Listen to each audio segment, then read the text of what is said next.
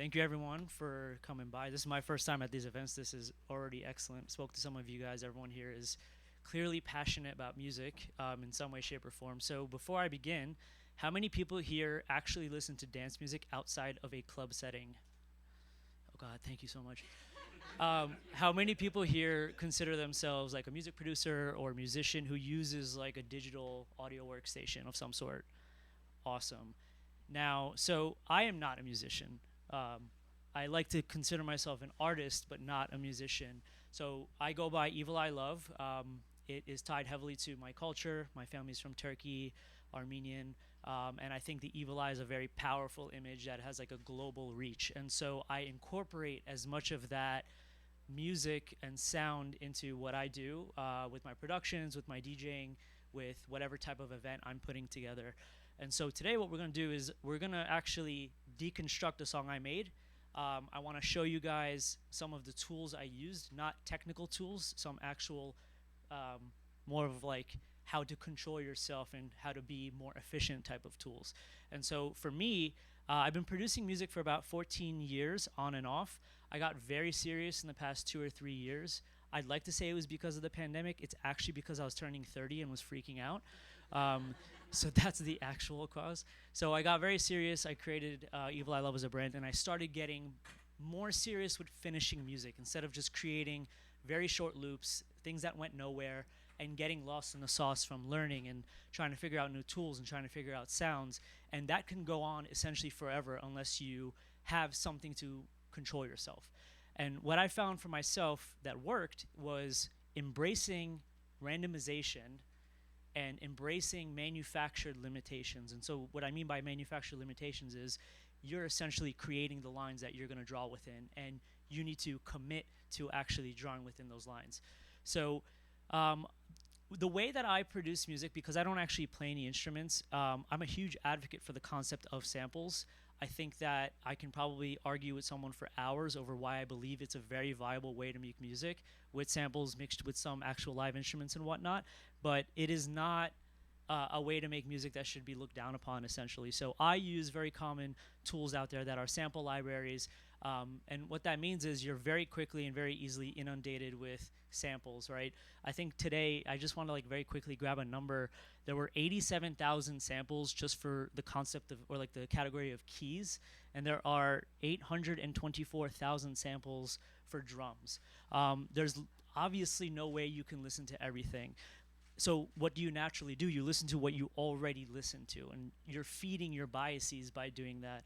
And so really playing into and embracing randomization, and I mean randomization on a very technical level, actually hitting randomize to listen through certain sounds and certain albums and certain packs will break that bias down for you and it'll allow you to really hear things you've never heard. And when you mix that together with those limitations I was talking about, I can go in and say I'm only going to work with sounds from this country, and randomization is going to be my best friend. And I'm going to find samples, I'm going to find sounds, I'm going to identify a motif. So that's what we're going to talk a little bit about. Is the song that I am going to show you. I'm going to show you 5 parts to it, very quick parts. Hopefully, you get a feel for what I felt when I started making it, which was I started with a list of 25 samples. That's all I told myself to work with to start with the foundational, or the foundations, if you will. So there's 2 main elements.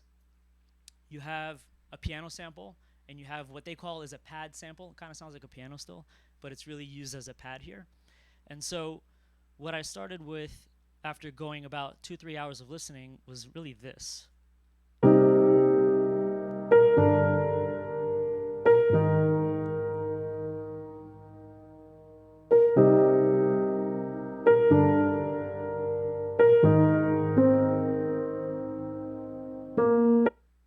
That's it, right? I heard that and I kind of just let my imagination run wild from there, and told myself, like, you're going to use that. You have no choice. You're not going to finish this, or you're not going to have anything to build around until you go with that. And so when I started going from there, I noticed that I have 2 ways to approach it. I can respect that original sound because that's what originally drew me in the first place, was hearing that and telling myself, oh, this is like a little bit of a motif. I can work with this. But I can also still make it my own, and I make a lot of chops, and I use a lot of reverb and I use a lot of like airy sounds and whatnot. So when we listen to the full song, I want you to remember that loop and I want you to hear the portions that I manipulated it. And I want you to hear the original in there as well. And the second sound here is the pad, right? The pad.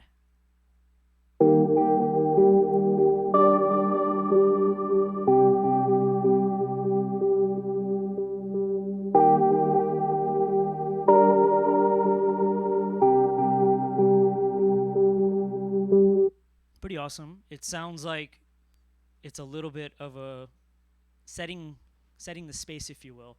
So I immediately just really kind of played them together.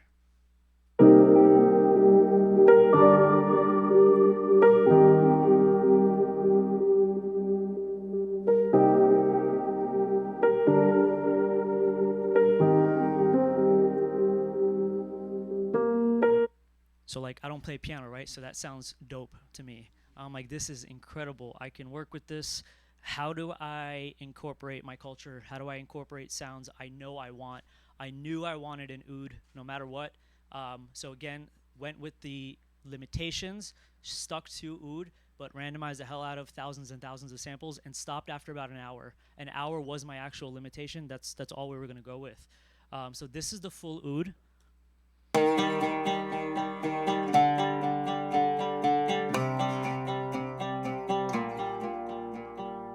But I wanted it to be my oud.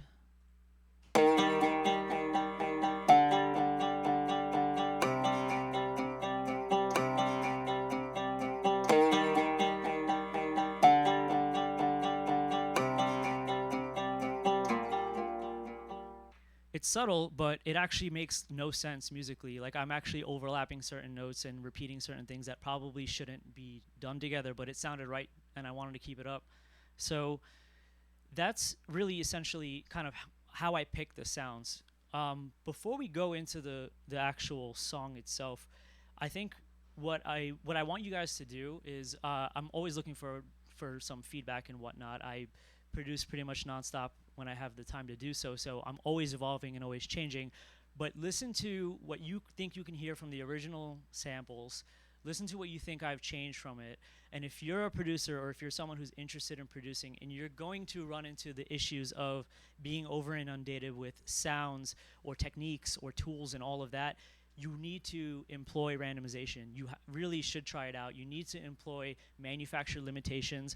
Your enemy is time and your best friend is time. When you set those cutoff points, when you tell yourself like, that's it, we're done, we're moving on, that's how you finish stuff. Otherwise, you just don't. And you're someone who's a loop maker. You're not actually like a songwriter, or you're not someone who's fully creating something to its completion and what was in your head. So we're gonna listen to a dance song without dancing.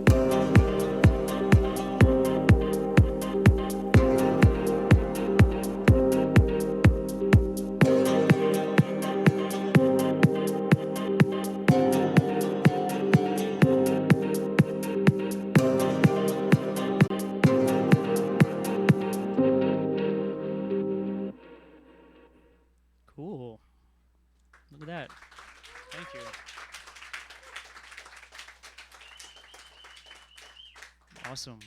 I'm happy to answer any questions about the song, about the process, um, about why I'm sweating so much. It's because I love this jacket and I didn't want to take it off.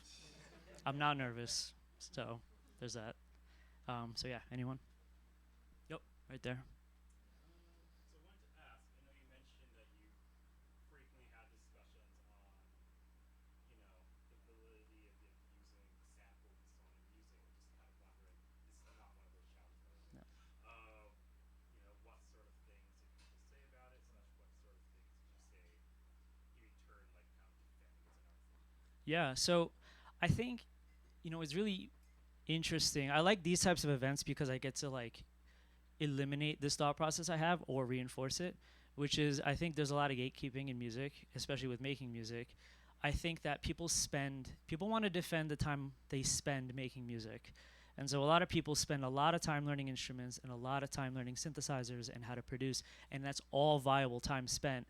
But the moment that they see someone make something with a sample that took a fraction of the time to actually make it, I think it's like a little bit of a defensive thing. And that doesn't take away from the value of that song, right? Because someone is still putting pieces together, they still hear something, they're still making something work out of that. So, for example, like I chopped a lot of those up to make it the way I wanted to make it. So I try to kind of defend, especially people early on in producing, to always understand that that's a very valid way to make music, right? You're still making music. The samples were created by someone else with an extreme amount of time put into them or amount of effort, and you're always going to do a crazy amount of work with post-production, tuning things, tweaking things here and there. But I really try to keep that process of music making relatively open and not just limited to if you don't play an instrument, you're not a musician or you're not going to make something good. I don't believe in that. And that's also because I don't play an instrument a little bit. Go ahead. Um, so I guess two-part question. One, you said you don't play any instruments. Do you have any musical training in the sense of like, music theory or understanding of those things? Have you done any of that study? And I guess 1.5, not as a like an attack, more as like a seeing as you don't play an instrument. Do you think that affects how you approach song creation and how you think about things, like time signatures, keys, and things like that? How as someone that kind of approached this specifically from the I want to make music through this perspective on the art form. How do you think? How do you think through those things? And how do you think that affects your art? Yeah, no, I'm glad you asked that because it'll let me clarify something. I'm not putting down or in any way, shape, or form music theory or anything like that because this song is still relatively rooted in that. I had to ensure that it's in the same key. I had to ensure that some of it still made sense at a very core level, but I didn't want it to really dictate my actual creative process. And I think maybe that's a little bit more of what I'm trying to get at is like a lot of the gatekeeping is around you can't be creative unless you make the sound yourself through an instrument. That is what I really disagree with. So that's the point five of your question. The one of your question is no. The closest thing was I went to a school here for music production. A component of that is a little bit of music theory. Like 95% of that went over my head. The 5% that stuck is in the song.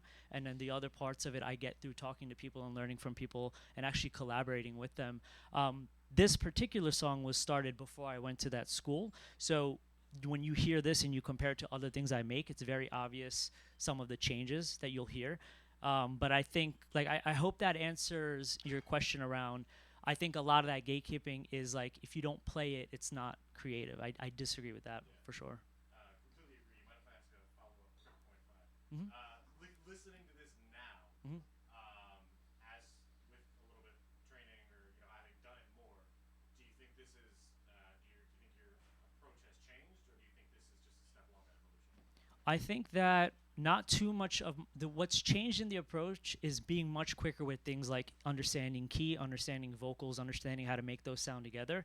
But what hasn't changed is how I will choose the samples, how I will mix the samples up, how I will kind of make them my own. I'm an extreme user of like essentially almost every track has some level of reverb on here, and I spend the most amount of time actually tweaking those and making them sound the way I want. So from like a musical perspective, I don't we'll see, right? We'll see how much more changes from here. But even the most recent things I've been making, I think it still kind of sounds like how I've been making this. So, which I think sounds decent. So, right? It's more of a comment.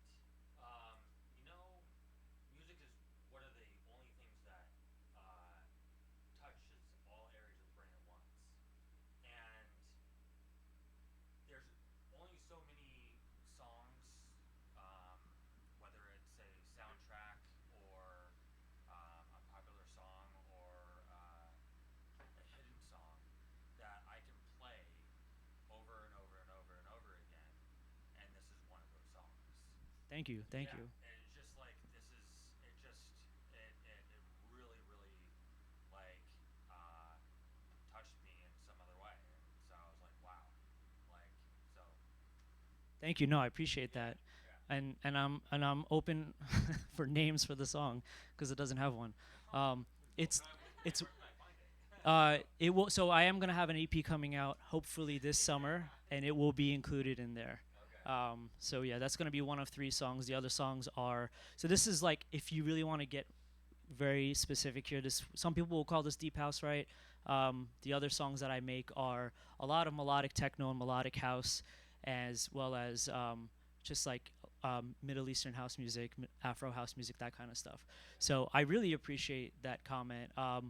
I the temporary name for this is I should be studying, because I was in grad school while I started making it, and then I dropped out of grad school, and then I finished it. So like, there's something there with that. Smart move. But thank you.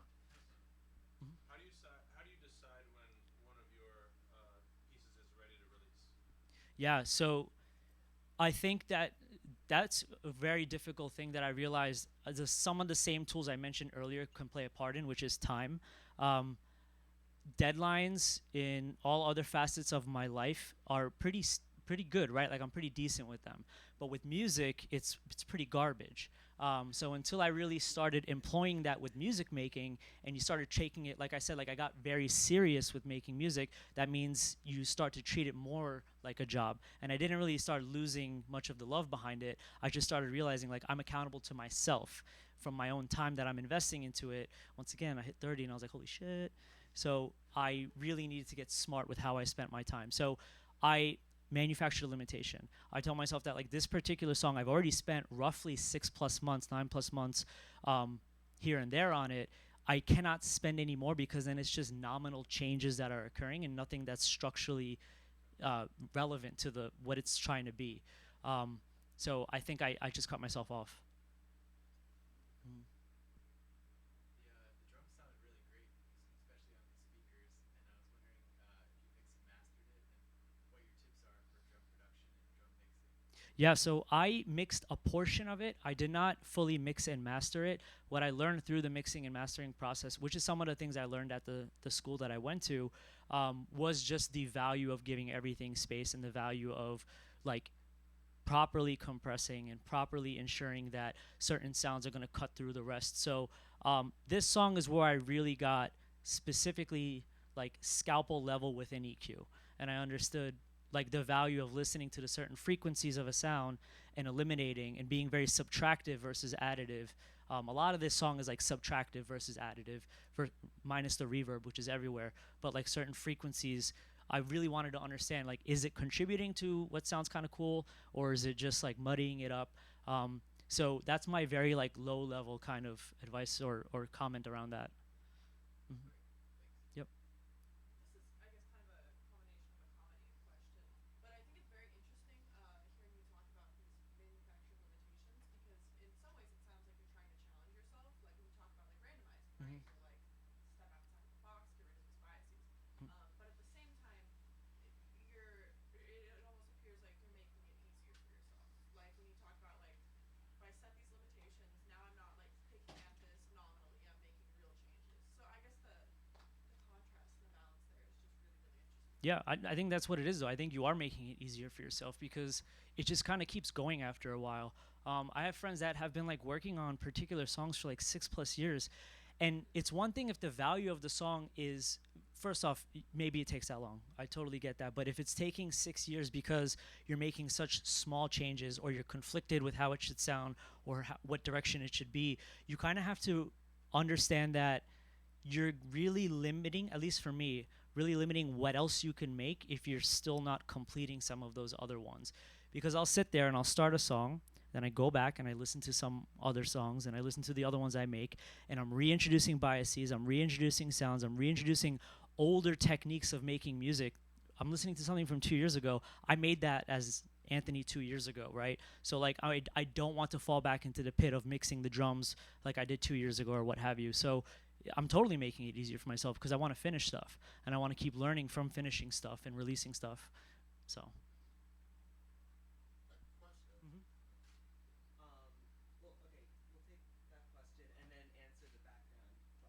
Sure. So one is a question, one is a comment.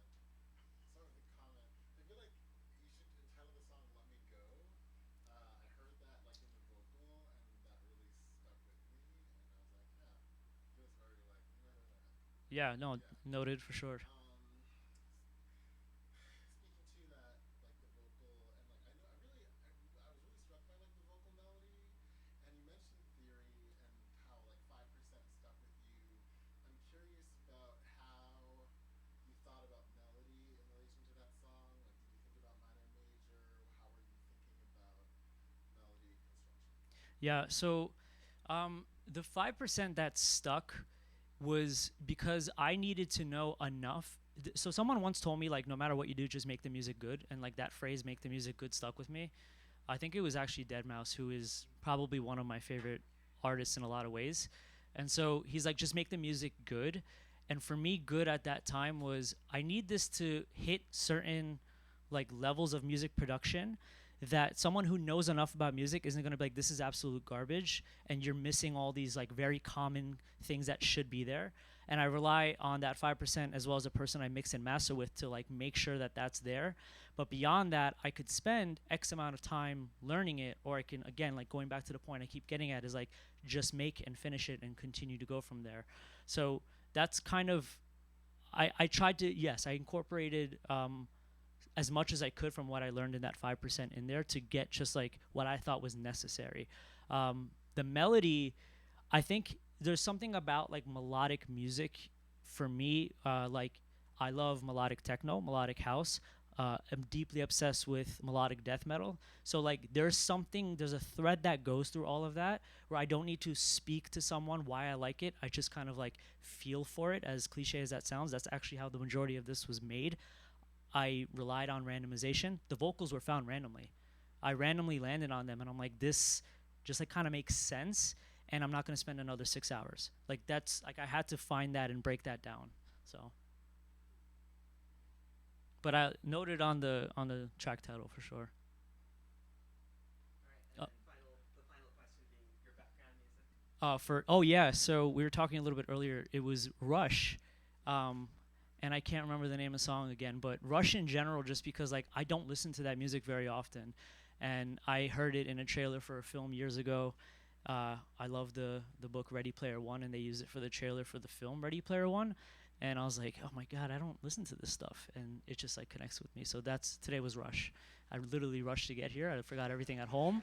I forgot the cables at home. Like this is a manic. What is it? Tuesday? Manic Tuesday. Yeah. But thank you, everyone.